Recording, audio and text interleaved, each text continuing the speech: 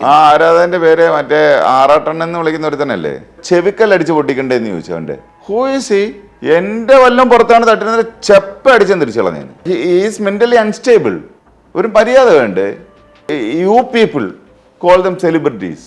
നിത്യ മേനോൻ എന്ന് പറയുന്നൊരു നടിയെ നിരന്തരമായിട്ട് എൻ്റെ വീട്ടിലെ പെങ്കൊച്ചിനെ വല്ലതാണ് ഇങ്ങനെ എതിരുന്നുണ്ടെങ്കിലുണ്ട്, ഞാൻ ഇന്ന് ജയിലിലാണ് അവനെ കൊന്നിട്ട്. I call them paparazzis. ആ മനുഷ്യരോട് എനിക്ക് അറപ്പും വെറുപ്പുമാണ്. ആ മനുഷ്യർ എനിക്ക് ഈ സമൂഹത്തിലേ വേണ്ട. ആണായി ഒരുത്തൻ എഴുന്നേറ്റ് നിന്ന് പറഞ്ഞു അവളാണ് പെണ്ണ്, പെണ്ണൊരു തീ, അവൾ പെണ്ണ് തീയായി മാറി. എന്തിന്? അതിൻ്റെ ഒന്നും ആവശ്യമൊന്നുമില്ല. അതിന് ഞാനൊരു കോട്ട എനിക്ക് ചുറ്റും കെട്ടി വയ്ക്കും.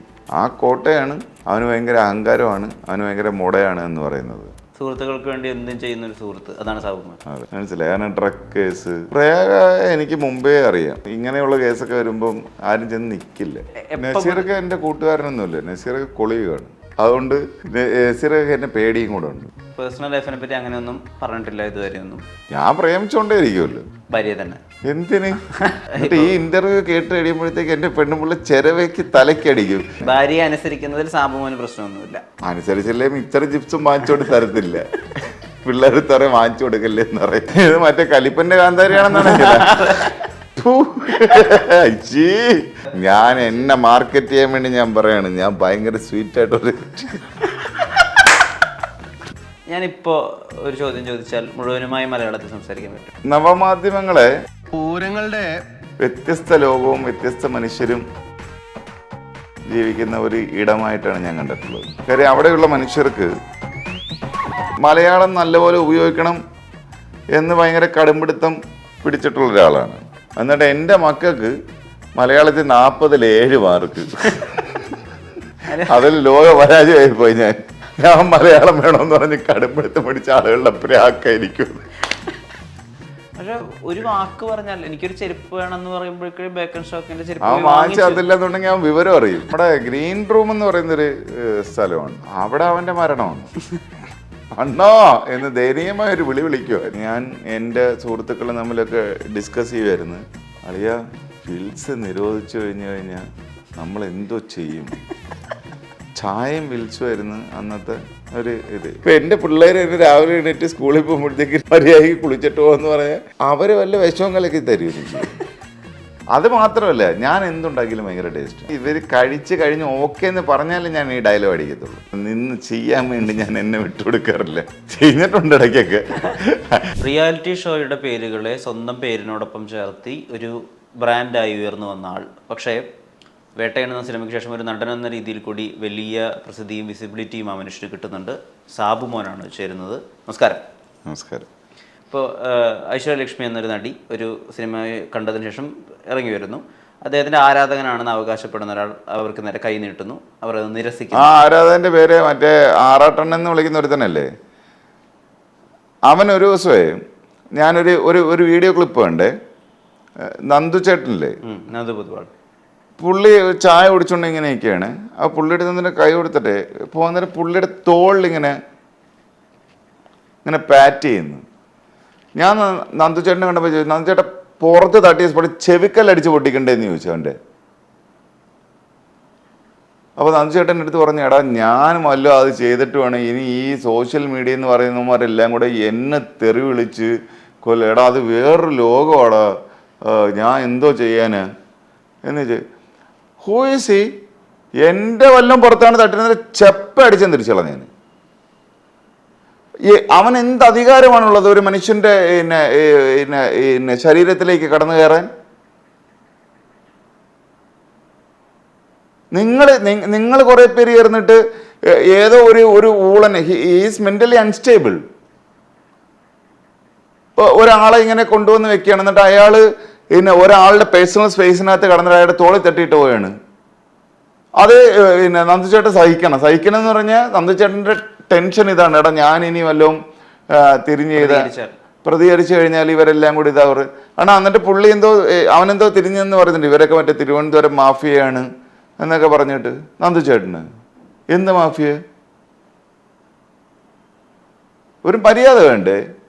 നിങ്ങൾക്ക് കണ്ടന്റ് ഉണ്ടാക്കാൻ വേണ്ടിയിട്ട് നിങ്ങൾ ഇങ്ങനത്തെ കുറേ വിയേർഡായിട്ടുള്ള കുറേ മനുഷ്യരെ കൊണ്ടുവച്ചിട്ട് you people call them celebrities.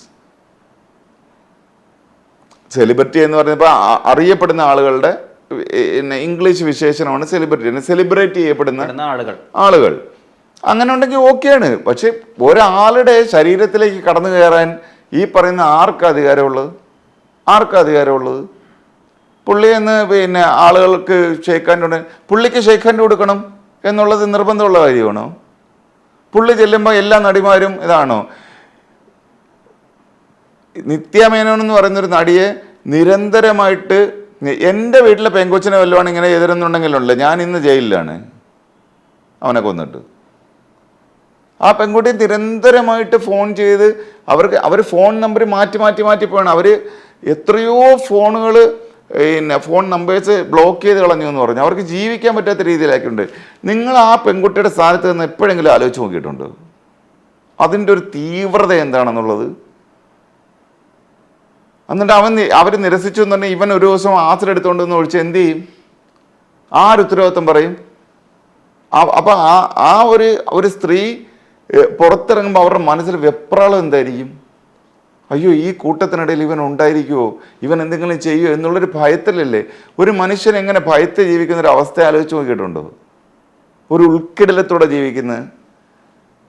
നിങ്ങൾ കാണിക്കുന്ന സാധനമൊക്കെ ഭയങ്കര നിങ്ങൾക്ക് തമാശയായിരിക്കും. പക്ഷെ ഇത് മനുഷ്യരുടെ ജീവിതത്തിൽ ഉണ്ടാക്കുന്ന കുറേ കാര്യങ്ങളുണ്ട്. അതിനെക്കുറിച്ച് എന്താണ് നിങ്ങൾ ആലോചിക്കാത്തത്? നമ്മൾ അപ്പുറത്തെ സൈഡിലൂടെ നിന്നൊന്ന് ആലോചിക്കണ്ടേ? കാര്യം നിങ്ങൾ അല്ലെങ്കിലും അതായത് ജേർണലിസ്റ്റ് അല്ലെങ്കിലും നിങ്ങൾ സ്വയം അവകാശപ്പെടുന്നത് നിങ്ങൾ ജേർണലിസ്റ്റുകളാണെന്നാണല്ലോ. ഞങ്ങൾ മീഡിയ ആണ്, ഞങ്ങൾ പ്രസ്സാണ് എന്നല്ലേ നിങ്ങൾ അവകാശപ്പെടുന്നത്. ആ അവകാശപ്പെടുമ്പം നിങ്ങൾ അവരുടെ സൈഡിൽ നിന്ന് കൂടെ നിന്ന് ആലോചിച്ച് നോക്ക്. നിങ്ങൾക്ക് വിൽക്കാനുള്ളൊരു സാധനത്തിന് വേണ്ടിയിട്ട് നിങ്ങളൊരു സംവിധാനം ചെയ്യുന്നു, എന്നിട്ട് അങ്ങനെ വിൽക്കപ്പെടുന്ന ഒരു സാധനത്തിന് നിങ്ങൾക്ക് ലാഭം കിട്ടുന്നു. പക്ഷേ നിങ്ങൾ വിൽക്കുന്ന ആ സംഭവം എന്ന് പറയുന്നത് മറ്റു മനുഷ്യർക്കുണ്ടാക്കുന്ന ഇമ്പാക്റ്റ് എന്താണെന്ന് എപ്പോഴെങ്കിലും ഒന്ന് ആലോചിച്ച് നോക്കണം. ഞാൻ ആക്ച്വലി നിങ്ങളെയല്ല പറയുന്നത്, ഞാനൊരു ജനറലായിട്ട് ഞാൻ പറയാണ്. കാര്യം ഇതിൽ അക്കൗണ്ടബിലിറ്റി, അതാണ് വിഷയം. ഇപ്പോൾ വനിത എന്നുള്ള തിയേറ്ററിൽ ഒരു റിലീസിൻ്റെ അന്ന് ഒരുപാട് പേർ അഭിപ്രായം പറയുന്നുണ്ട്. പല വേഷത്തിൽ വന്നുകൊണ്ട് പല വിധത്തിൽ ശ്രദ്ധ ഇതിനെ കാണാറുണ്ടോ? ഇതിനെയും നവമാധ്യമങ്ങളുടെ എന്താ പറയുക, ജേർണലിസത്തിന്റെ പുതിയ സാധ്യതയായിട്ടാണ് സാബുമാൻ? അല്ല, അത് എന്റർടൈൻമെന്റ് ഇൻഡസ്ട്രിയാണ്. ഇങ്ങനെ പല കോലം കെട്ടലുകളും പ്രൊമോഷൻസും സാധനവും ഒക്കെ നടക്കും. അതിനൊന്നും കുഴപ്പമൊന്നുമില്ല. പക്ഷേ ഈ പറഞ്ഞ പോലെ സെലിബ്രിറ്റീസ് എന്ന് പറയുന്നത് ഞങ്ങൾക്ക് തോന്നിയ ദിവസം കാണിക്കാനുള്ളതാണ് എന്ന് വേറെ കുറേ സെലിബ്രിറ്റീസ് വിചാരിക്കേണ്ട ഒരു കാര്യമില്ല. മനസ്സിലായി? ഇത് രണ്ട് ഇപ്പം ഈ പറഞ്ഞ പോലെ ഈ പാരലൽ വേൾഡ് എന്ന് പറയുന്ന social media is an industry. എനിക്കറിയാവുന്ന മനുഷ്യരോടെല്ലാം പറയും, നിങ്ങൾ ഇവരെ എൻ്റർടൈൻ ചെയ്യരുത് എന്ന് പറയും. അവരുടെ ഒരു ഷോ മെറ്റീരിയലായി മാറരുത്. കൊടുക്കാതിരുന്നു കഴിഞ്ഞാൽ പിന്നെ ഇവൻ എന്ത് ചെയ്യും? ഇവൻ മാറി നിന്നിട്ട് ഐ കോൾ ദം പാപ്പരാസീസ്. ഇത് പാപ്പരാസീസാണ്. ഇതേ പാപ്പരാസീസുകളാണ് ഡയാനയെ കൊന്നു കളഞ്ഞത്. ഇതേ പാപ്പരാസീസുകളാണ് ഒരുപാട് മനുഷ്യരുടെ ജീവിതം തകർത്ത് കളഞ്ഞിട്ടുള്ളത്. അതായത് ഒളിക്യാമറ വെച്ച് നടക്കുന്ന കുറേ മഞ്ഞ പത്രക്കാർ. അവർക്ക് ഒരു അക്കൗണ്ടബിലിറ്റി ഇല്ല. വായി തോന്നിയത് എഴുതുക, വായി തോന്നിയ പറയുക. തരികിട എന്നുള്ള ഷോയ്ക്ക് ശേഷം സാബു ചെയ്തിട്ടുള്ള ഷോ അട്ടഹാസമാണ്. അപ്പോൾ ആ ഷോയുടെ ഒരു പ്രത്യേകത, അതിനുശേഷം ആ ഫോമാറ്റിൽ ഒരു ഷോയും പിന്നീട് വന്നിട്ടില്ല. അത് മുഴുവനുമായും മലയാളത്തിൽ അവതരിപ്പിക്കപ്പെടുന്ന ഒരു ഷോയാണ്. അത് അപ്പുറത്തുള്ള ആൾ ഫോണിൽ സംസാരിക്കേണ്ടത് മുഴുവനുമായും മലയാളത്തിലാണ്. ആ ഷോയുമായി ബന്ധപ്പെട്ട ഒരുപാട് ഓർമ്മകളുണ്ട്. ഇപ്പോൾ അവിടെ വെച്ചാണ് ഈ സ്റ്റാൻഡേർഡ്, അതായത് 4th സ്റ്റാൻഡേർഡ് എന്നുള്ളതിനെ 4ാം തരമാണ് എന്നൊക്കെ ഞാൻ മനസ്സിലാക്കുന്നത്. അന്ന് ഞാൻ കുറച്ച് ചെറിയ കുട്ടിയാണ്. അപ്പോൾ അതുപോലെ തന്നെ അന്ന് സർക്കാർ എന്നുള്ള പദം പൂർണ്ണമായും മലയാളമല്ല എന്ന് മനസ്സിലാക്കുന്നത് ആ ഷോ കാണുമ്പോഴായിരുന്നു. എങ്ങനെയാണ് അട്ടഹാസം എന്നുള്ളൊരു ഷോ ഡിസൈൻ ആവുന്നത്? അട്ടഹാസം എന്ന് പറയുന്ന ഷോ ഡിസൈൻ ആവുന്നത് പിന്നെ ഏഷ്യാനെറ്റ് ഏഷ്യൻ പ്ലസ് എന്ന് പറഞ്ഞിട്ടൊരു പുതിയ ചാനൽ, യൂത്ത്ഫുൾ ആയ ചാനൽ ലോഞ്ച് ചെയ്യാൻ വേണ്ടി തീരുമാനിക്കുന്നത്. മോഹൻ നായർ എന്ന് പറഞ്ഞിട്ട് അതിൻ്റെ അന്ന് മോഹൻ സാറ് ഏഷ്യാനെറ്റിൻ്റെ CEO ആണ്. വഞ്ചി ഒരു പ്രാക്ടീസ് ചെയ്തുകൊണ്ടിരിക്കുന്ന സമയമാണ്, വക്കീലായിട്ട്. അപ്പം സിന്ധു സൂര്യകുമാർ എന്ന് പറയുന്ന ഒരു ജേർണലിസ്റ്റ് ഉണ്ട്. അപ്പോൾ അവരൊരു ദിവസം എന്നെ കോടതി വെച്ചുകൊണ്ട് പറഞ്ഞു, സാബുവിനെ മോഹൻ നായർ ഒന്ന് കാണണമെന്ന് പറഞ്ഞിട്ടുണ്ട് എന്ന് പറഞ്ഞു. അങ്ങനെ മോഹൻ നായരോട് ചെന്ന് സംസാരിക്കും. അപ്പോൾ എനിക്കറിഞ്ഞൂടായിരുന്നു ഇദ്ദേഹം CEO ആണെന്നൊന്നും. പുള്ളിയാണ് അതിൻ്റെ ഫുൾ ചാർജ് എടുത്ത് വെച്ചിരുന്നത്, അത് എക്സിക്യൂട്ട് ചെയ്യാൻ വേണ്ടിയിട്ട്. ആ പുള്ളി എടുത്ത് എന്നിരുന്ന് നമ്മൾ കുറേ കോൺസെപ്റ്റ്സ്. അപ്പോൾ ഞാൻ ടെലിവിഷൻ വിട്ടിറങ്ങിയിട്ട് പിന്നെ ഞാൻ എല്ലാ ടെലിവിഷൻ ഷോസും അതിൻ്റെ ഒരു സമയം കഴിയുമ്പോൾ ഞാൻ അവസാനിപ്പിക്കുന്ന ഒരാളാണ്. ഈ പുതിയ ജനറേഷൻ്റെ ഭാഷ പറഞ്ഞ നിന്ന് ചെയ്യാൻ വേണ്ടി ഞാൻ എന്നെ വിട്ടുകൊടുക്കാറില്ല. ചെയ്തിട്ടുണ്ട് ഇടയ്ക്കൊക്കെ, അങ്ങനെ അത്രയും വലിയ കക്ഷിയൊന്നുമല്ല ഞാൻ. അപ്പോൾ പുള്ളി ഇങ്ങനെ കോൺസെപ്റ്റിന് ആക്ച്വലി അട്ടഹാസം മോഹൻ സാറിൻ്റെ കോൺസെപ്റ്റാണ്. ഞാനിപ്പോൾ ഒരു ചോദ്യം ചോദിച്ചാൽ മുഴുവനുമായി മലയാളത്തിൽ സംസാരിക്കാൻ പറ്റുമോ? നോക്കാം. ഈ നവമാധ്യമങ്ങളോടൊരു മുഖംതിരിവും അവർക്ക് അഭിമുഖം കൊടുക്കില്ല എന്ന് സാബുമോൻ മുമ്പൊരു അഭിമുഖത്തിൽ പറഞ്ഞതായി ശ്രദ്ധയിൽപ്പെട്ടിട്ടുണ്ട്. എന്താണ് ആ വിധത്തിലൊരു അഭിപ്രായ രൂപീകരണത്തിനുള്ള കാരണം? നവമാധ്യമങ്ങളെ ഒരു വ്യത്യസ്ത ലോകവും വ്യത്യസ്ത മനുഷ്യരും ജീവിക്കുന്ന ഒരു ഇടമായിട്ടാണ് ഞാൻ കണ്ടിട്ടുള്ളത്. കാര്യം അവിടെയുള്ള മനുഷ്യർക്ക് യാതൊരു തരത്തിലുള്ള സാമൂഹിക ഉത്തരവാദിത്തമോ മാനുഷിക പരിഗണനയോ ചിന്താശേഷിയോ ഒന്നുമില്ലാത്ത ഒരു സംഘം ആളുകളുടെ ഒരു ദുഷിച്ച ഇടമായിട്ടാണ് എനിക്ക് തോന്നിയിട്ടുള്ളത്. പക്ഷെ ഈ മനുഷ്യരൊരു പക്ഷേ അവരുടെ ദൈനംദിന ജീവിതത്തിൽ ഒരു മാന്യൻ ആയിട്ട് ജീവിക്കുന്നൊരു മനുഷ്യനായിരിക്കും. പക്ഷെ അയാൾ ഒരു നടിയുടെ ഫോട്ടോയുടെ താഴെ ഫോട്ടോ ഇംഗ്ലീഷാണ്. അയ്യോ, ഞാൻ മറ്റേ പൊളിറ്റിക്കൽ സ്ഥാനത്തിലേക്ക് വന്നപ്പോഴത്തേക്ക് അത് കയ്യുന്നു. മലയാളത്തിൽ പറഞ്ഞത് ഇല്ല. ഞാൻ ആക്ച്വലി ഇഷ്യൂ കേട്ടപ്പോഴത്തേക്ക് ഞാൻ ഇഷ്യൂവിനകത്തേക്ക് ഇൻവോൾവ് ആയിപ്പോയി. ശരി, ഞാൻ കുറച്ചുകൂടി ലഘുവായിട്ടുള്ള ചോദ്യത്തിലേക്ക്. അല്ലെ, ഇത് ഞാൻ പറഞ്ഞു തീർക്കട്ടെ. ഒരു നടിയുടെ ചിത്രത്തിന് താഴെ ചെന്ന് വളരെ വൃത്തികെട്ട് വളരെ മോശമായിട്ട് ഒരു വാക്യപ്രയോഗം നടത്തുകയും എന്നിട്ട് അത് അധികാരികൾ പിടിക്കുമ്പോൾ ഞാൻ മദ്യലഹരിയിലായിരുന്നെന്നും ഒക്കെ പറഞ്ഞ് മാപ്പ് പറഞ്ഞ് ഊരിപ്പോകുന്ന ഒരിടമാണത്. എന്നാൽ ഈ മനുഷ്യനെ ആലോചിക്കണം, അയാൾക്ക് മക്കളുണ്ട്. ആ മക്കൾ ഇയാളെ പിടിച്ചുകൊണ്ട് പോകുമ്പം അനുഭവിക്കുന്ന മാനസിക വ്യതയും സാധനമൊക്കെ. അതുകൊണ്ട് ഞാൻ ഈ മലയാളത്തിൻ്റെ സാധനം ഇവിടെയാണ്. ഈ പാരലൽ വേൾഡിനകത്തുള്ള ഈ പരിപാടി ഇറ്റ്സ് നോട്ട് ഗുഡ് ആണ്. ഈ ആളുകൾ അവർ രണ്ട് ജീവിതം നയിക്കുന്നവർ, മനസ്സിലായ? അവർ സമൂഹത്തിന് പോലും ഭയങ്കര നല്ല മനുഷ്യരൊക്കെ ആയിരിക്കും. അവരുടെ മുഴുവൻ വൈകൃതങ്ങളും ഈ പാരലൽ വേൾഡിൽ വന്ന് ഒമിറ്റ് ചെയ്യും. ആ മനുഷ്യരോട് എനിക്ക് അറപ്പും വെറുപ്പുമാണ്. ആ മനുഷ്യർ എന്നെ കാണണ്ട, എന്നെ സപ്പോർട്ട് ചെയ്യണ്ട, എൻ്റെ കൂടെ നിൽക്കേണ്ട, എൻ്റെ ദൃഷ്ടിപഥത്തിനകത്ത് വരണ്ട. ആ മനുഷ്യരെനിക്ക് ഈ സമൂഹത്തിലേ വേണ്ട, അതായത് എൻ്റെ സമൂഹത്തിനകത്ത് വേണ്ട. Absolutely no. They are very dangerous people. അതാണ് ഈ ഓൺലൈൻ മീഡിയയിൽ ഒരു പ്രസൻസ് കൊടുക്കുകയോ ചെയ്യാത്തത്. കാര്യം നിങ്ങൾ ഓൺലൈൻ മീഡിയയാണ്, നിങ്ങൾ തന്നെയാണ് ഇത്തരമുള്ള ദുഷിപ്പുകളെ പ്രൊമോട്ട് ചെയ്യുന്നത്. നിങ്ങളാണ് സമൂഹത്തിലെ ഏറ്റവും നീചരായ മനുഷ്യരെ ഇൻ്റർവ്യൂ എന്ന് പറഞ്ഞ് എടുത്ത് ഇടുന്നത്. നിങ്ങളാണ് സ്വന്തമായിട്ട് അവകാശപ്പെടുന്നത് നിങ്ങൾ ജേർണലിസ്റ്റുകളാണെന്നാണ്. നിങ്ങൾ ജേർണലിസ്റ്റുകളല്ല, മനസ്സിലായി? നിങ്ങൾ എന്ന് ഞാൻ പറയുന്നത് എൻ്റെ മുന്നിലിരിക്കുന്ന ആളിനെയല്ല. ഇത് ഞാൻ പ്രതിനിധാനം ചെയ്യുന്ന സമൂഹത്തിനോട് ഞാൻ ചോദിക്കുകയാണ്. നിങ്ങൾ ജേർണലിസ്റ്റുകളല്ല. കാരണം ജേർണലിസ്റ്റുകൾക്ക് മൊറാലിറ്റി ഉണ്ട്, എത്തിക്സ് ഉണ്ട്, മനസ്സിലായി? നിങ്ങൾ കാരണമാണ് ടെലിവിഷനിലെ ജേർണലിസ്റ്റുകളുടെയും മൊറാലിറ്റിയുടെ ലെവൽ താന്നു പോയത്, എത്തിക്സിൻ്റെ ലെവൽ താന്നു പോയത്. കാരണം നിങ്ങളുമായിട്ടാണ് അവർ മത്സരിക്കേണ്ടത്. അതുകൊണ്ട് എന്ത് പറ്റിയെന്ന് പറഞ്ഞാൽ നമ്മളുടെ നാട്ടിലെ വാർത്താ മാധ്യമങ്ങളുടെ നിലവാരം അമ്പേ തകർന്നു പോയി.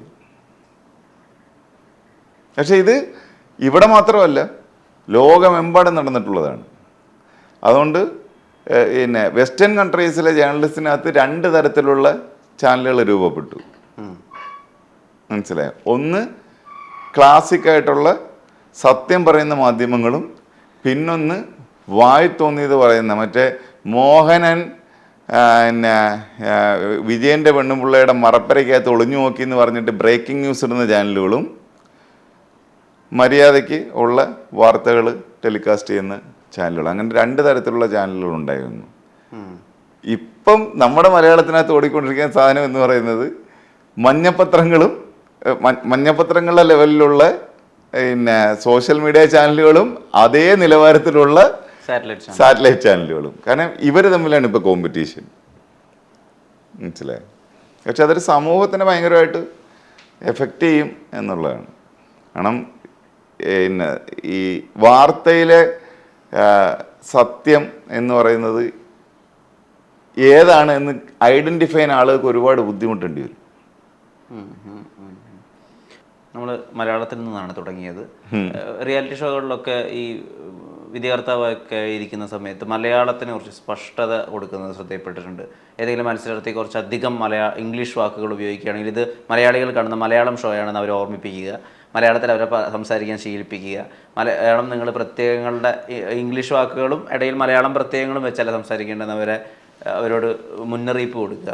മലയാളം ഭാഷയോട് ഇപ്പോൾ ഒരു തമിഴ് ഭാഷയോട് ഉണ്ടാകുന്ന ഒരു ആവേശമുണ്ടല്ലോ, അത് ഉള്ള ചുരുക്കം ചില മനുഷ്യരിൽ ഒരാളാണോ സാബുമോൻ? അങ്ങനെ സാബുമോൻ എനിക്ക് തമിഴ് ഭാഷയോട് ഭയങ്കര ഇഷ്ടമാണ്, മലയാളം ഭാഷയോട് ഭയങ്കര ഇഷ്ടമാണ്. മലയാളം നല്ലപോലെ ഉപയോഗിക്കണം എന്ന് ഭയങ്കര കടുംപിടുത്തം പിടിച്ചിട്ടുള്ള ഒരാളാണ് ഞാൻ, പിടിക്കുന്ന ഒരാളാണ്.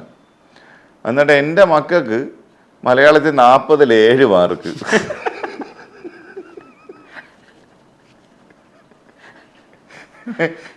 ഞാൻ മലയാളം വേണമെന്ന് പറഞ്ഞ് കടുംപിടുത്തം പിടിച്ച ആളുകളുടെ പ്രാക്കായിരിക്കും.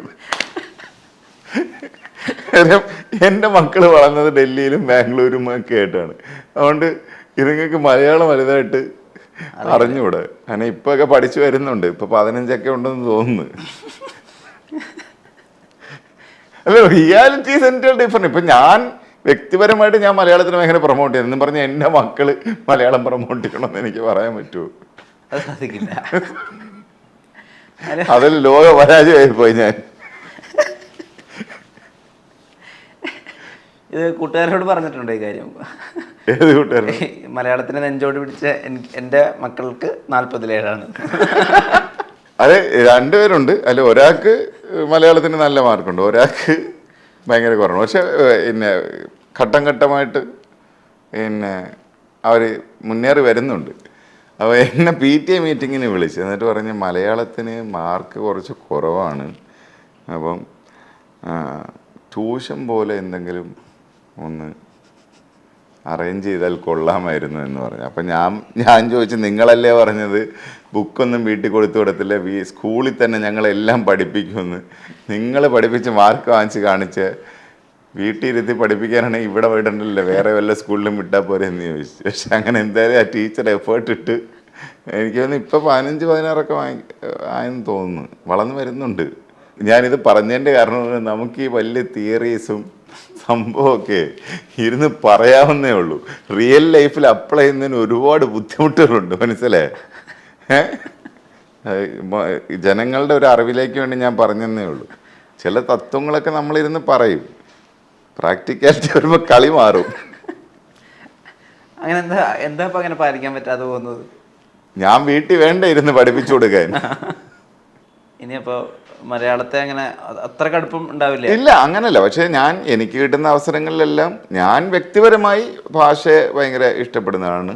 തമിഴും അതുപോലെ എനിക്ക് ഭയങ്കര ഇഷ്ടമുള്ളതാണ്. അപ്പോൾ പറയും, ഇപ്പോൾ കുറേ എണ്ണം താഴെ പറയും അവൻ തമിഴ് സിനിമ അഭിനയിക്കാൻ പോയതിൻ്റെ പുഴുത്തലാണെന്ന്. അങ്ങനെയല്ല, പിന്നെ അതും ഞാൻ BA മലയാളം പഠിച്ചതിൻ്റെയാണ്. കാര്യം തമിഴിൽ നിന്നാണ് മലയാളം ഉണ്ടായി വന്നത് എന്നുള്ള കരിന്തമിഴ് വാദത്തിനെ സപ്പോർട്ട് ചെയ്യുന്ന ആളാണ് ഞാൻ.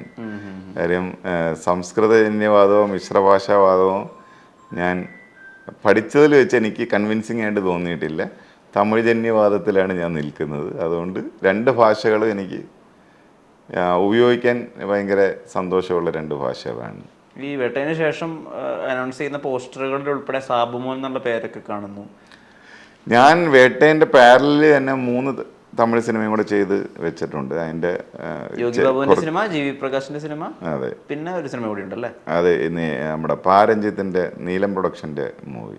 ഇതിലെല്ലാം ഇച്ചിരിച്ച് ഇനി ബാക്കി കിടപ്പുണ്ട്. ജല്ലിക്കെട്ട് എന്നുള്ള സിനിമ കണ്ടിട്ടാണ് ജ്ഞാനവേൽ ഈ സിനിമയ്ക്ക് വേണ്ടിയിട്ട് വിളിക്കുന്നത്. അതുപോലെ കുറേ ഫിലിം മേക്കേഴ്സിന് വലിയ ഇഷ്ടമാണ് സാബു എന്നുള്ള പെർഫോമർ. ചിലപ്പോൾ ആകാരം കൊണ്ടായിരിക്കാം, അല്ലെങ്കിൽ അവർക്ക് ഉള്ള ഓഫ് സ്ക്രീൻ ബന്ധം കൊണ്ടായിരിക്കാം. എങ്ങനെയാണ് ശരിക്കും ഇത്രയധികം സിനിമകൾ വരുന്നത്? എവിടുന്ന സാബു എന്നുള്ള പെർഫോമർ ആളുകൾ ഐഡൻറ്റിഫൈ ചെയ്യുന്നത്? അങ്ങനെ ഒരു റെട്രോസ്പെക്ഷൻ നോക്കിയിട്ടുണ്ട്. അപ്പോൾ ലിജു ജോസ് പല്ലിശ്ശേരി വിളിക്കുന്നു ഡബിൾ ബാരലിലേക്ക്. അന്ന് അങ്ങനെ ആക്ടിങ് ഒന്നും പ്രൂവ് ചെയ്ത റോളുകൾ അതിന് മുമ്പ് ഉണ്ടായിട്ടില്ല. ഇപ്പോൾ കുട്ടമണി എന്ന റോളിലേക്ക് വിളിക്കുന്നു സച്ചി. ഇതൊക്കെ എങ്ങനെയാണ് സംഭവിക്കുന്നത്? ഇതിൻ്റെ പിന്നെ അടിസ്ഥാനം അതെനിക്ക് ശരിക്കും മനസ്സിലായിട്ടില്ല. ചിലപ്പം എന്നെ കൊണ്ട് ചെയ്യാൻ പറ്റുമെന്ന് അവർക്ക് എവിടെയെങ്കിലും ഒരു കോൺഫിഡൻസ്, ഒരു ഗ്ലിംസ്, ഇങ്ങനൊരു ഇത് തോന്നിയോണ്ടായിരിക്കും.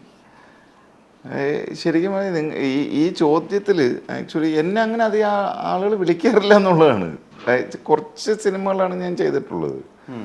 അങ്ങനെ ഭയങ്കര ഒരു സ്ഥിരം നടനോ അങ്ങനെ ഒരു ലൈനപ്പോൾ കുറേ സിനിമകൾ ചെയ്യുന്ന ആളോ അല്ല ഞാൻ. വരുമ്പോൾ ഇങ്ങനെ കുറച്ച് വരും, ചെയ്യുന്ന സാധനം പക്ഷേ ഞാൻ വളരെ ആത്മാർത്ഥമായിട്ട് ഞാൻ ചെയ്യും. ചിലതൊക്കെ കുഴപ്പം. മെച്ചപ്പെട്ടതായിട്ട് തോന്നിയിട്ടുണ്ടോ അഭിനയം? ഇല്ല, ഞാൻ ചെയ്യുന്നത് ഭയങ്കര സിൻസിയറായിട്ട് ചെയ്യും. അല്ല, ഞാൻ ചോദിക്കുന്നത് ഇപ്പോൾ ഇരട്ടയിലൊക്കെ ജോജുവിനൊക്കെ ഓപ്പോസിറ്റ് അഭിനയിക്കുന്നു. ഇത് ഓരോ ആക്ടേഴ്സിൻ്റെ കൂടെയും ഇപ്പം സാബുമോൻ ഭാഗമാവുന്ന അതിൽ ഓപ്പോസിറ്റ് നിൽക്കുന്ന ആക്ടേഴ്സിനും കൂടി വലിയ വലിപ്പം ഉണ്ടാവുന്നുണ്ടല്ലോ. ബിജുമേനോൻ, ജോജു, അങ്ങനെയൊക്കെ. അപ്പോൾ ഓപ്പോസിറ്റ് നിൽക്കുന്ന ആളുടെ കൂടെ അഭിനയിച്ചതിൻ്റെ ഒരു തഴക്കം, എക്സ്പീരിയൻസ്, അതുകൊണ്ടൊരു മെച്ചപ്പെടൽ ഉണ്ടാവുന്നുണ്ടോ നടൻ എന്നുള്ള രീതിയിൽ ഞാൻ ചോദിക്കുന്നത്? അതിനെ കുറിച്ച് ഞാൻ ജഡ്ജ് ചെയ്തിട്ടേ ഇല്ല. എനിക്ക് കിട്ടുന്ന ഒരു സംവിധാനത്തിനെ കുറിച്ച് ഞാൻ നല്ലപോലെ ആലോചിച്ച് ഞാൻ ഹോംവർക്ക് ചെയ്ത് തന്നെയാണ് ഞാൻ ചെയ്യുന്നത്. അതിനൊരു ഗൃഹപാഠമുണ്ട്. അതെ. ഒരു നായക നടനിലേക്കുള്ള ഒരു ഫോക്കസ് അങ്ങനെയുള്ള ഒന്നുമില്ല, ആലോചിച്ചിട്ടില്ല. അതെന്താ അങ്ങനെ ഒരു ആഗ്രഹം വരാത്തതെന്നാണ് ഞാൻ ചോദിക്കുന്നത്. പണം അല്ലെങ്കിൽ നടനായാൽ അതിനുണ്ടാവുന്ന മറ്റു സൗകര്യങ്ങൾ, സുഖങ്ങൾ, അതൊന്നും മോഹിപ്പിച്ച അത്ര നല്ല എനിക്ക് ഈ സിനിമയ്ക്കകത്തു നിന്നും ഉള്ള പൈസ എനിക്ക് ഒരു പ്രയോജനം ഉണ്ടായിട്ടില്ല. എനിക്ക് ഇതിൽ നിന്നും അല്ല വരുമാനവും.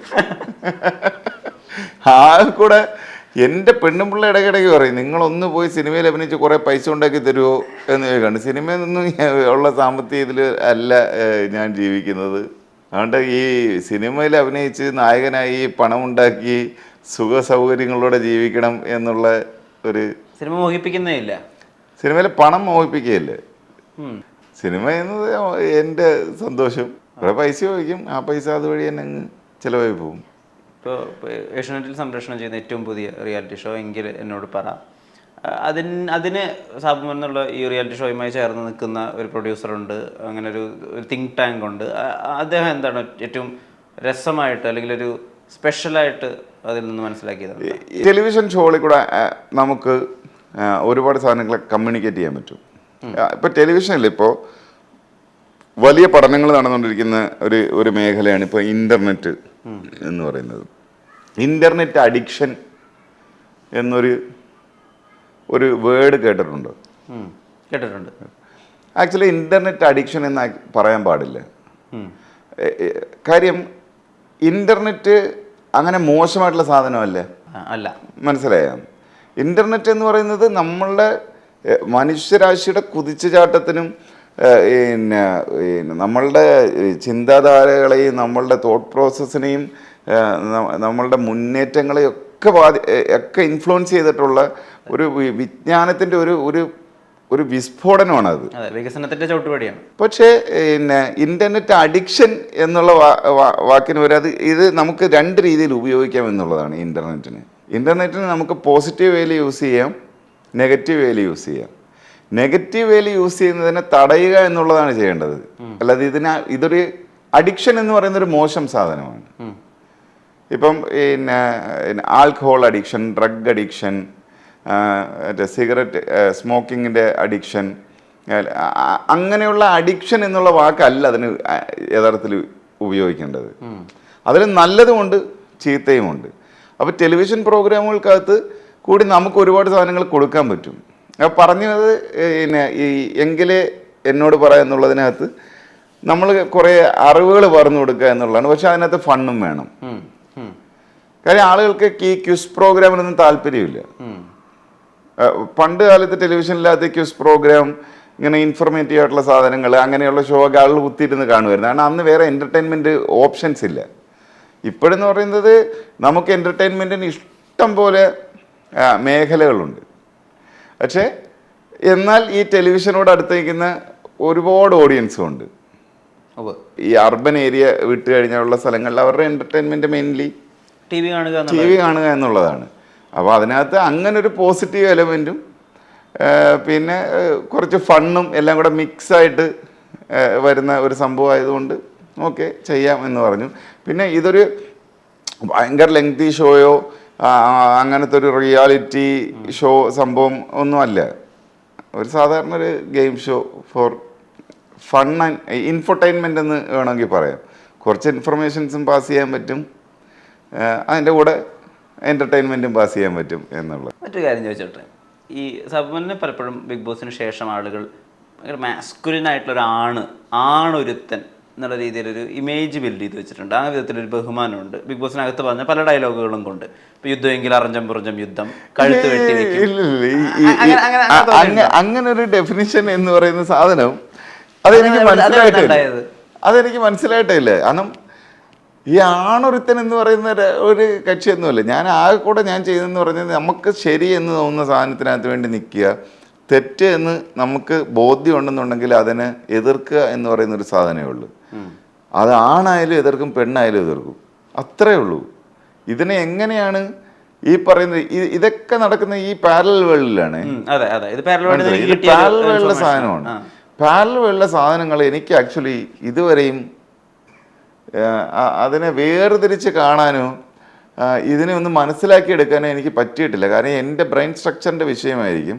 അല്ലെങ്കിൽ ഈ എഴുതുന്നവന്മാർക്ക്, ഈ പറയുന്നവന്മാർക്ക് 1-2 ടീസ്പൂൺ ബ്രെയിനെ കാണുള്ളായിരിക്കും. മനസ്സിലായി? വലിപ്പത്തിൻ്റെ വ്യത്യാസം കാണുമായിരിക്കും. മനസ്സിലായി? കാരണം ഹോമോസാപ്പീസിൻ്റെ ബ്രെയിൻ ഡെവലപ്പായി കുറച്ചൊരു പിന്നെ പുരുഷൻ്റെ തലച്ചോറ് ഒരു 28 വയസ്സൊക്കെ ആകുമ്പം പൂർണ്ണ വളർച്ച ഉണ്ടാകുകയും സ്ത്രീയുടെ തലച്ചോറ് ഒരു 21 വയസ്സിൽ പൂർണ്ണ വളർച്ച ഉണ്ടാകുകയും ചെയ്യും. ഇത് കഴിയുമ്പോൾ ഉണ്ടാകുന്ന ആലോചിക്കാവുന്ന, ജഡ്ജ് ചെയ്യാവുന്ന ഒരു ലെവലുണ്ട്. ഇത് എത്തിച്ചേരാത്ത മനുഷ്യരായിരിക്കും, ഇല്ലെങ്കിൽ എക്സ്പോഷറിൻ്റെ വിഷയമായിരിക്കും ഇവർക്ക് ഇങ്ങനെയൊക്കെ വേറൊരാളെ ഡിഫൈൻ ചെയ്യാൻ പറ്റുന്നത്, അല്ലെങ്കിൽ ഒരു തോട്ട് പ്രോസസ്സിനെ ഡിഫൈൻ ചെയ്യാൻ പറ്റുന്നത്. മനസ്സിലായോ? ആക്ച്വലി അതിൻ്റെ ഒന്നും ആവശ്യമില്ല. ഒരു സാധനം കണ്ടു, അത് തെറ്റാണെന്ന് പറഞ്ഞ് കഴിഞ്ഞ് അതുവഴി പോയി. അതിനകത്ത് ആണായ ഒരുത്തൻ എഴുന്നേറ്റ് നിന്ന് പറഞ്ഞു, അല്ലെങ്കിൽ അവളാണ് പെണ്ണൊരു തീ അവൾ പെണ്ണ് തീയായി മാറി. എന്തിന്? അതിൻ്റെ ഒന്നും ആവശ്യമൊന്നുമില്ല. ലൈഫ് ഭയങ്കര സ്മൂത്തായിട്ട് സിമ്പിളായിട്ട് കൊണ്ടുപോകുന്നൊരു സാധനമാണ്. എന്നിട്ട് ഈ ഇന്റർവ്യൂ കേട്ട് കഴിയുമ്പോഴത്തേക്ക് എൻ്റെ പെണ്ണുപിള്ള ചെരവയ്ക്ക് തലക്കടിക്കും. എന്നിട്ടേക്ക് ഇതൊന്നും അല്ലല്ല, വീട്ടില് മര്യാദയ്ക്ക് വീട്ടിൽ വന്ന് ജീവിച്ചോണം എന്ന് പറയും. എന്നിട്ട് നമ്മൾ ജീവിതത്തിൽ ഇങ്ങനെ പോയിക്കൊണ്ടേയിരിക്കും. ഭാര്യ അങ്ങനെ അനുസരിക്കുന്നതിൽ പ്രശ്നമൊന്നുമില്ല. ഭാര്യയെ അനുസരിക്കുന്നതിൽ സാബുമോന് പ്രശ്നമൊന്നുമില്ല. അനുസരിച്ചല്ലേ ഇത്തരം ജിപ്സും വാങ്ങിച്ചോണ്ട് തരത്തില്ല. പിള്ളേർ തറ വാങ്ങിച്ചു കൊടുക്കല്ലേ എന്ന് പറയും.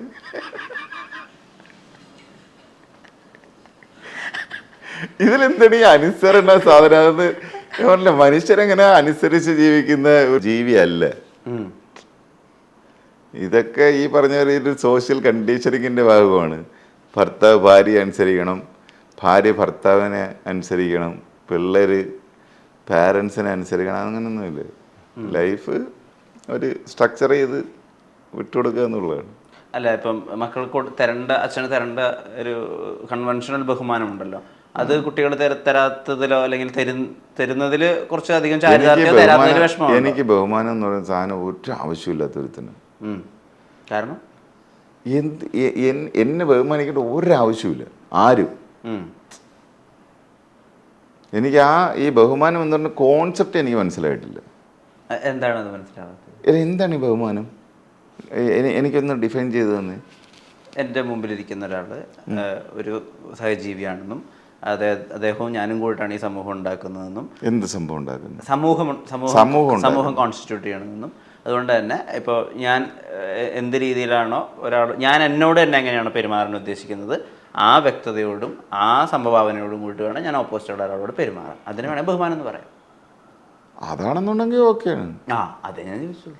അതിപ്പം എൻ്റെ മക്കൾ എൻ്റെ അടുത്തും എൻ്റെ മക്കൾ എല്ലാ മനുഷ്യരോടും അങ്ങനെയല്ലേ കാണിക്കണ്ടേ? അല്ല, അച്ഛൻ എന്ന് പറയുമ്പോൾ ഫാദർലി ഫിഗർ അങ്ങനെ ഒരു ബഹുമാനമുണ്ട്. അച്ഛൻ വന്നിരിക്കുന്നു അങ്ങനെ ആ കൺവെൻഷണൽ ബഹുമാനം കിട്ടാത്തതിൽ അങ്ങനെയൊന്നുമില്ല.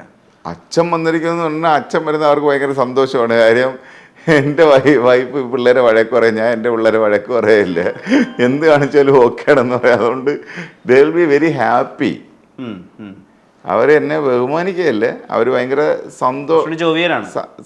അവർക്ക് ഭയങ്കര സന്തോഷം വരും എന്നെ കാണുമ്പോൾ. അല്ല ബഹുമാനമല്ലേ വരുന്നത്, മനസ്സിലായോ? ഇപ്പം നമ്മൾ നേരത്തെ പറഞ്ഞ സ്ഥലത്ത് നിന്ന് ഒരു കാര്യം കൂടി എനിക്ക് ചോദിച്ചറിയാനുണ്ട്. ഇപ്പം അതിനകത്ത് വളരെയധികം ഹൃദയസ്പർശിയായിട്ട് ആളുകൾ എടുത്തു വയ്ക്കുന്ന ഒരു ഡയലോഗ് ഉണ്ട് ബിഗ് ബോസിൽ. സാബുമോൻ തന്നെ പറഞ്ഞതാണ്, ഞാൻ ഓർക്കാൻ ആഗ്രഹിക്കുന്നത് എന്നെ തന്നെ ഒരു സാബുമോൻ എന്നുള്ളൊരു നല്ല സുഹൃത്തുണ്ടായിരുന്നു, അവൻ മരിച്ചുപോയി, പക്ഷെ അവൻ എനിക്കൊരു സുഹൃത്തായിട്ടുണ്ടായിരുന്നു എന്ന് പറയുന്നത്. ഈ ഫ്രണ്ട്ഷിപ്പാണോ അല്ലെങ്കിൽ ഫ്രണ്ടായിട്ടിരിക്കുകയാണോ ഏറ്റവും അധികം ഇഷ്ടപ്പെടുന്ന ഒരു കാര്യം? എൻ്റെ മക്കളും എൻ്റെ ഫ്രണ്ട്സാണ്. എന്നെ അടുത്തറിയാവുന്ന മനുഷ്യരൊക്കെ എൻ്റെ ഭയങ്കര സ്നേഹമുള്ള മനുഷ്യരാണ്. ഈ മാറി നിന്നിട്ട് എന്നെ അറിയാതിരിക്കുമ്പോൾ എനിക്ക് ഭയങ്കര മുടയാണ്.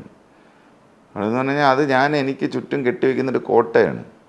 ഈ നേരത്തെ നന്ദുചേട്ടൻ്റെ തോളി തട്ടിയ പോലെ ഉള്ള ആളുകളൊന്നും എൻ്റെ അടുത്തേക്ക് വരാനേ പാടില്ല.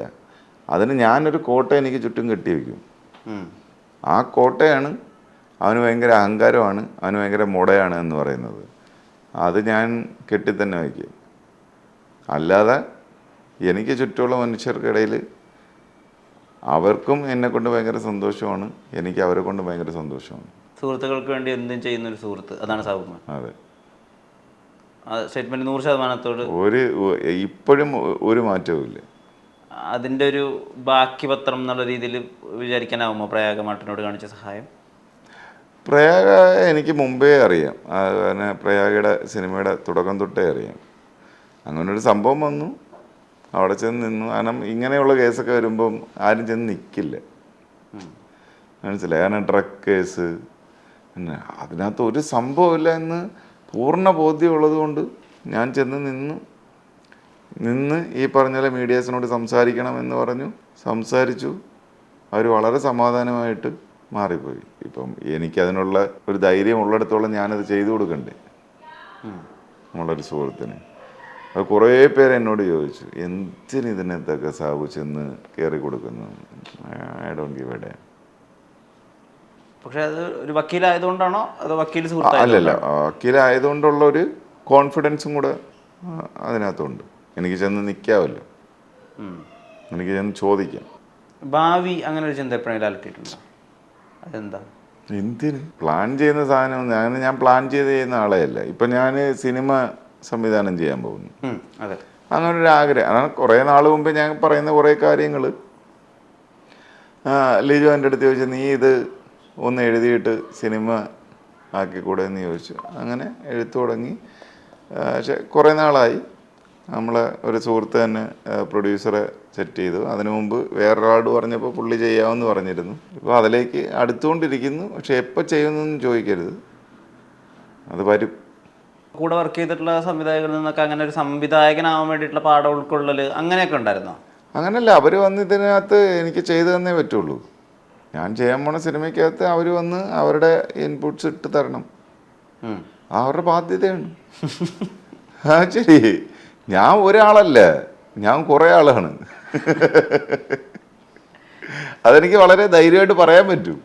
ഞാൻ ഒരാളല്ല എന്ന്, ഞാൻ ഒന്നല്ല എന്ന് പറയാൻ പറ്റും. പേഴ്സണൽ ലൈഫിനെ പറ്റി അങ്ങനെയൊന്നും പറഞ്ഞിട്ടില്ല ഇതുവരെയൊന്നും? കമ്പാനിയൻ, വൈഫ്, ഭാര്യ, ഒരു ഫാമിലി മാറ്റേഴ്സ് പറയേ ഇല്ല, അങ്ങനെ പ്രൊജക്റ്റ് ചെയ്യില്ല, പബ്ലിക്കിൽ കൊണ്ടുവരത്തുമില്ല. പക്ഷെ ഞാൻ ചോദിച്ചോട്ടെ, പ്രണയമുള്ള ആളാണോ? ഞാൻ പ്രേമിച്ചോണ്ടേ ഇരിക്കുമല്ലോ ഭാര്യ തന്നെ. എന്തിന്? പ്രണയം എന്ന് പറയുന്നത് അൺകണ്ടീഷണൽ കാണുന്ന വീഡിയോ. ലവ് എന്ന് പറയുന്നത് അൺകണ്ടീഷണൽ സാധനമാണ്. അതങ്ങനെ പൊയ്ക്കൊണ്ടേയിരിക്കും. എനിക്കിപ്പം G-Wagonന്റെ അടുത്ത് പ്രണയമാണ്, മെഴ്സറീസിന്റെ, മനസ്സിലായി? G65. നമുക്ക് എന്തിനോടും പ്രണയം തോന്നും. പ്രണയം നിൽക്കുന്നിടത്ത് മനുഷ്യനില്ലല്ലോ, പിന്നെ തലച്ചോറ് അവിടെ വെച്ച് സ്റ്റക്കായല്ലേ, ബ്രെയിൻ ഡെഡ്. അല്ല, ഈ തമാശകളിലെ തീവ്ര സ്വഭാവം, ദേഷ്യം വരുമ്പോഴുള്ള തീവ്ര സ്വഭാവം, അപ്പൊ അത്രയും ഡയറിങ് റൊമാൻറ്റിക് ആയിട്ടുള്ള ആളായിരുന്നു Sabumon once upon A time. ഇത് മറ്റേ കലിപ്പന്റെ കാന്താരിയാണെന്നാണ്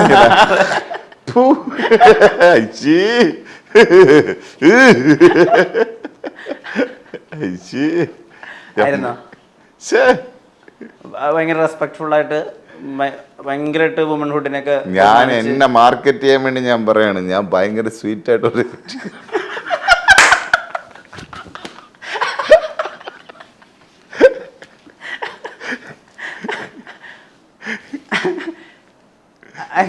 അങ്ങനെയായിരുന്നു. ഇപ്പൊ അങ്ങനെ പ്രണയം സംഭവിച്ചതുകൊണ്ട് ഒരു ഇവോൾവ് നടന്നിട്ടുണ്ടോ? കുറച്ചുകൂടി നല്ല മനുഷ്യനായിട്ടുണ്ടോ?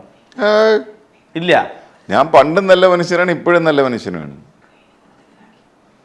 അങ്ങനെ പ്രണയിച്ചത് കൊണ്ട് ഇവോൾവ് ആവേണ്ട തരത്തിലുള്ള ബ്രെയിൻ അല്ല എൻ്റെത്. രണ്ടുപേരെ പറ്റി കൂടി ചോദിക്കേണ്ടതുണ്ടല്ലോ പ്രധാനമായിട്ടും. രണ്ട് കുടുംബമായ രണ്ടുപേർ ഒരു ഷോയുടെ ഭാഗമായി, പിന്നെ സാബുമാൻ്റെ കുടുംബമായി മാറിയ രണ്ടുപേർ, മഞ്ജു പിള്ളയും കാർത്തിക് സൂര്യ. അപ്പോൾ കാർത്തിക് സൂര്യ മുഖസാദൃശ്യമുള്ള അനിയൻ എന്നുള്ള രീതിയിലൊക്കെ വരുന്നുണ്ട്. ഇതെന്താ സാബുമാനും ഇയാൾക്ക് ഒരു ചായ എന്നൊക്കെ. എങ്ങനെയാ നിങ്ങൾ തമ്മിലുള്ള ഒരു ഫോർമുല സെറ്റ് ചെയ്തത്? എങ്ങനെ ഇത്ര സിങ്ക്? പാവമേനാണ്.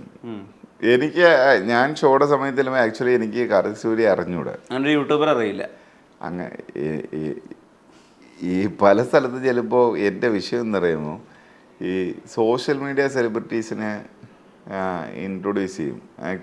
ശരിക്കും എന്നെക്കാളിലും ആളുകൾക്ക് അറിയാവുന്ന ആളുകളായിരിക്കും അവർ. അപ്പോൾ അവർ എക്സ്പെക്റ്റ് ചെയ്യും എനിക്ക് അവരെ അറിയാൻ പറ്റുമെന്ന്. പക്ഷെ എനിക്ക് അവരെ അറിയാൻ പറ്റത്തില്ല, കാരണം ഞാൻ ഈ പഞ്ചായത്തിലില്ല. മനസ്സിലായേ? അപ്പം എൻ്റെ അടുത്ത് പറഞ്ഞില്ല, ഇവർ ഭയങ്കര വ്യൂവർഷിപ്പൊക്കെ ഉള്ളൊരു ആങ്കറാണ്, മീൻസ് യൂട്യൂബറാണ്. അത് പിന്നെ നമ്മുടെ ഒരു അനിയൻ പയ്യൻ്റെ ഇതിലേക്ക് എൻ്ററായ ഒരാളാണ് കാർത്തിക്. പാവമാണ്. എങ്ങനെ ഈ ഒരു ബ്രദർഹുഡ് വന്നത്? അതിനെന്താ കാരണം ശരിക്കും? അത് ആക്ച്വലി ഈ ചോദ്യം കാർത്തി എടുത്ത് ചോദിക്കണം, എങ്ങനെയാണ് എൻ്റെ അടുത്ത് ഇങ്ങനെ ആയെന്നുള്ളത്. മനസ്സിലായി? എനിക്ക് തോന്നിയിട്ടുള്ളൊരു സാധനമാണ്.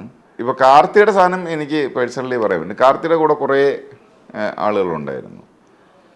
ആൻഡ് ലേറ്ററാണ് പിന്നെ കാർത്തിക് തന്നെ മനസ്സിലാകുന്നത് ഇവർക്കെല്ലാം ഓരോ വെസ്റ്റഡ് ഇൻട്രസ്റ്റ് ഉണ്ട് എന്നുള്ളത്. അപ്പം എനിക്കങ്ങനെ വെസ്റ്റഡ് ഇൻട്രസ്റ്റ് ഒന്നും ഇല്ല എന്നുള്ളത് കൊണ്ട് ആയിരിക്കും കുറച്ച് കൂടുതൽ സ്നേഹം എൻ്റെ അടുത്ത് അവന് വന്നത്. ലാഭമൊന്നും വേണ്ട, അങ്ങനത്തെ ഒരാളെ കിട്ടി. ബന്ധങ്ങൾക്ക് അതൊന്നും ലാഭം എടുക്കേണ്ട കാര്യമല്ല. പക്ഷെ ഞാൻ അവനുമായിട്ടൊരു പ്രോഗ്രാമിന് പോയായിരുന്നു. അപ്പം ഞാൻ അവൻ്റെ അടുത്ത് പറഞ്ഞേ, നിന്റെ വരുമാനത്തിൻ്റെ പെർസെൻറ്റേജ് എനിക്ക് തരണോ? മനസ്സിലായേ? അതവൻ കൊണ്ട് തന്നിട്ട് പോയി. പക്ഷെ ഒരു വാക്ക് പറഞ്ഞാൽ എനിക്കൊരു ചെരുപ്പ് വേണമെന്ന് പറയുമ്പോഴേക്കും ബേക്കൺ സ്റ്റോക്കിന്റെ ചെരുപ്പ് അവൻ വാങ്ങിച്ച അതില്ലെന്നുണ്ടെങ്കിൽ അവൻ വിവരം അറിയും. അതുകൊണ്ടാണ്. അങ്ങനെ ഭയങ്കര നിഷ്കളങ്കരൊന്നുമല്ല അവൻ. എല്ലാ മനുഷ്യർക്കും അപ്സ് ആൻഡ് ഡൗൺസ് ഉണ്ടല്ലോ, മനസ്സിലായി? പക്ഷെ അവൻ നല്ല പയ്യനാണ്. അയാളെ റോസ്റ്റ് ചെയ്ത സമയങ്ങളുണ്ടായിരുന്നോ? പിന്നെ അവനെ പിന്നെ സ്ഥിരം റോസ്റ്റ് ചെയ്യലല്ലേ എൻ്റെ പരിപാടി. മീൻ ഷോക്ക് അകത്തല്ല ഞാൻ പറയുന്നത്, ഷോക്ക് പുറത്തും തുടക്കകാലത്തൊക്കെ ഇല്ല, കുറച്ച് മയം ഉണ്ടായിരുന്നു.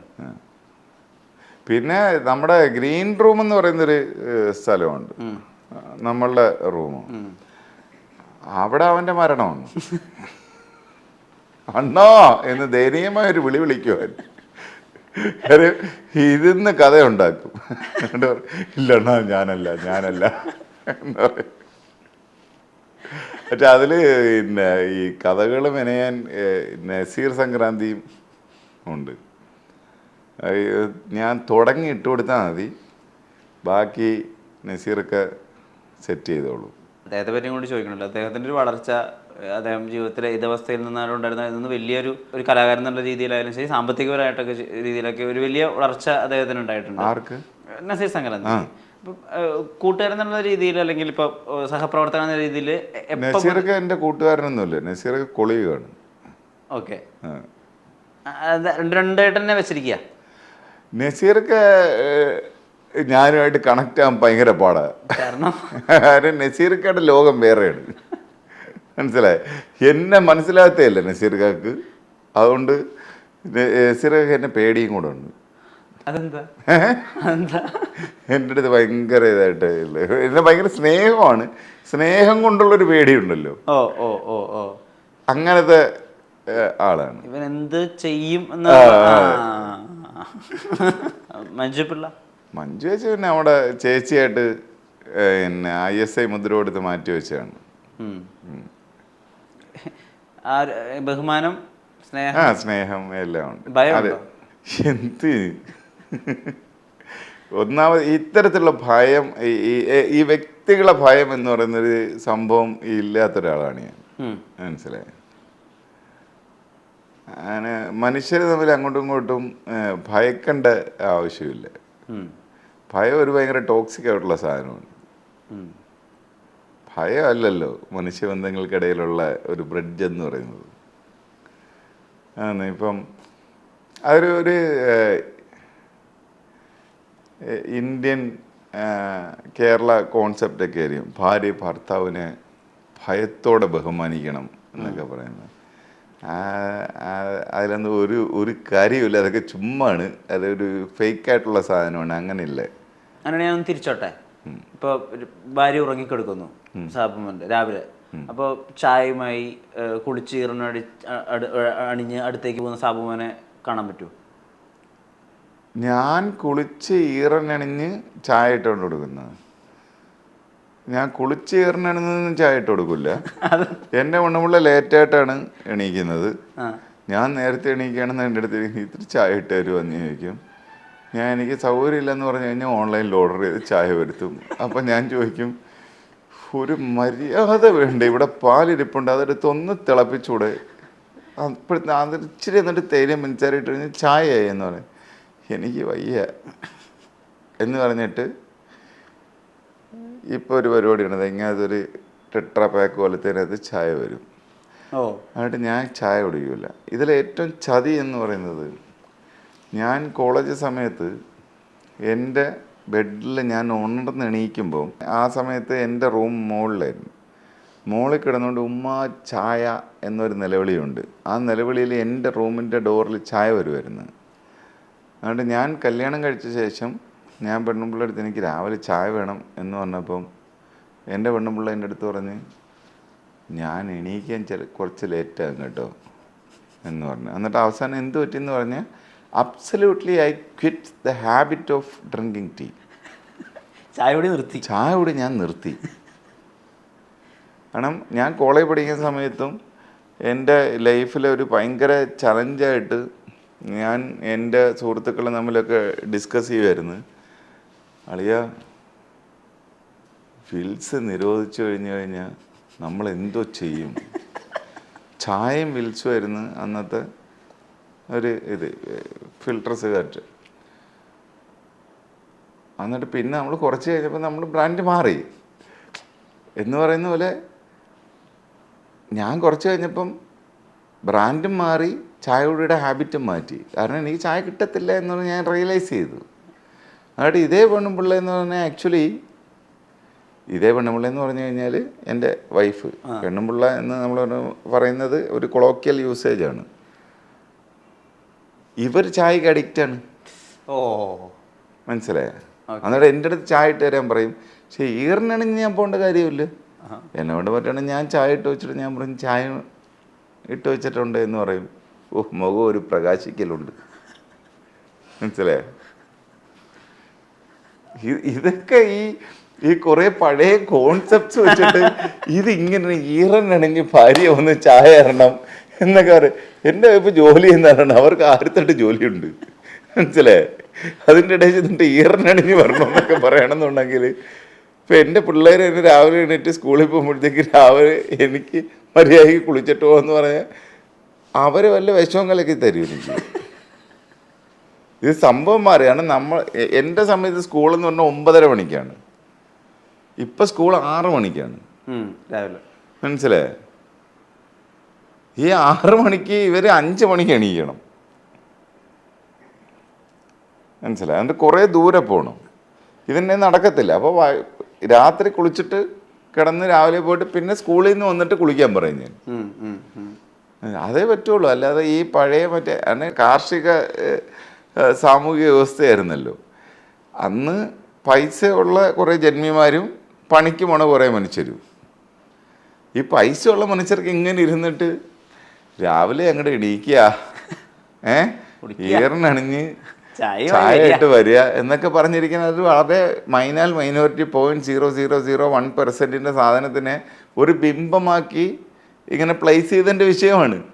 കാരണം ആ വീട്ടിലൊന്നും ഒരു മനുഷ്യനും ജോലിക്ക് പോകണില്ല. ജോലിക്ക് പോകണ മനുഷ്യരെന്ന് പറയുന്നത് അവർക്ക് 1008 ജോലിയുണ്ട്. അതിൻ്റെ ഇടയിൽ ഇങ്ങനെ ഇതൊന്നുമില്ല. രാവിലെ എണീറ്റ് പിന്നെ പടപടയെന്ന് തലയിൽ കൂടെ വെള്ളം കോരി ഒഴിച്ച് ഓടുക എന്നുള്ളതാണ് പണിക്ക് കയറാൻ വേണ്ടി. ഇത് നമ്മളൊരു ബിംബമായിട്ട് എന്നിട്ട് ഇതിനകത്ത് സിനിമകളും ഭയങ്കര ഇത് ചെയ്തിട്ടുണ്ട്. അതായത് ഒരു ഇങ്ങനെയാണ് ഒരു എന്താ പറയുക, അതിനൊരു വാക്കുണ്ടല്ലോ, പൂമുഖവാദിക്കൽ അല്ല അങ്ങനല്ല, ഒരു ഇതാണ് ഇതിന്റെ കണ്ടീഷൻ. ഒരു കണ്ടീഷന്റെ വൈഫ് ഇങ്ങനെ ആയിരിക്കണം, അതൊരു കണ്ടീഷന്റെ ഭർത്താവ് ഇങ്ങനെ ആയിരിക്കണം, അതുപോലെ കുലപുരുഷൻ ചെയ്യേണ്ട കുറെ കാര്യങ്ങളുണ്ട്. അതായത് ഇന്ന കാര്യങ്ങൾ നോക്കണം. അങ്ങനൊന്നുമില്ല. മനുഷ്യർ പല രീതിയിലുള്ള സാധനങ്ങളാണ്. മനസ്സിലായോ? അത് പ്രത്യേകിച്ച് ഇന്നത്തെ കാലഘട്ടത്തിൽ 2 പേര് ജോലി ചെയ്താലേ ജീവിക്കാൻ പറ്റുള്ളൂ. അപ്പോൾ ആ ജോലിക്കിടയിൽ ഈ പഴയ മറ്റേ ലാലേട്ടൻ സിനിമയെ കണ്ടിട്ടുള്ള സാധനം 90കളിൽ ലാലേട്ടൻ സിനിമയിലും മമ്മൂക്ക സിനിമയിലും കണ്ടിട്ടുള്ള സാധനമൊക്കെ ഇപ്പോൾ വേണമെന്ന് പറയണമെന്നുണ്ടെങ്കിൽ അങ്ങനെ പറയുന്ന സ്ഥലത്താണ് ഛന്നം ഡിവോഴ്സ് പെറ്റീഷൻ ഫയലാകുന്നത്. അതുകൊണ്ട് ആ കൂടെ ആ സിനിമ കൊണ്ട് ഇപ്പോൾ പ്രയോജനമുള്ളത് വക്കീലന്മാർക്കാണ്.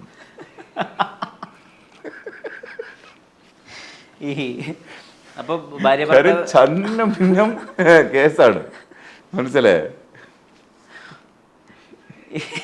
ഈ അല്ല ഭാര്യ ഭർത്താവ് ബന്ധത്തിൽ ഈ ഷെയറിംഗ് ഉണ്ടല്ലോ, വർക്കിൻ്റെ ഒക്കെ. ഇപ്പം കുക്കിംഗ് ഉൾപ്പെടെയുള്ളതൊക്കെ ചെയ്തു കൊടുക്കും, ചെയ്യുമോ? ഞാൻ ഭാര്യ ഭർത്തൃ ബന്ധത്തിൻ്റെ പേരിലല്ല, ഞാൻ കുക്കിംഗ് ഭയങ്കര ഇഷ്ടമുള്ള ഒരു കക്ഷിയാണ്. ഞാൻ എൻ്റെ കൂട്ടുകാർക്കെല്ലാം വെച്ച് വിളമ്പി കൊടുക്കുന്ന ആളാണ്. I am very famous in cooking. എൻ്റെ കൂട്ടുകാർ കൂടുന്നതിനകത്തും ഫുഡ് സെർവ് ചെയ്യുന്നതിനകത്തും വാങ്ങിച്ചു കൊടുക്കുന്നതിനകത്തും ഭയങ്കര സന്തോഷം കണ്ടെത്തുന്നൊരു മനുഷ്യനാണ് ഞാൻ. ഏതാ ഏറ്റവും ഞാൻ തന്നെ കിട്ടില്ലാണെന്ന് തോന്നിയിട്ടുള്ള വിഭവം? മധുഹൂത്ത്.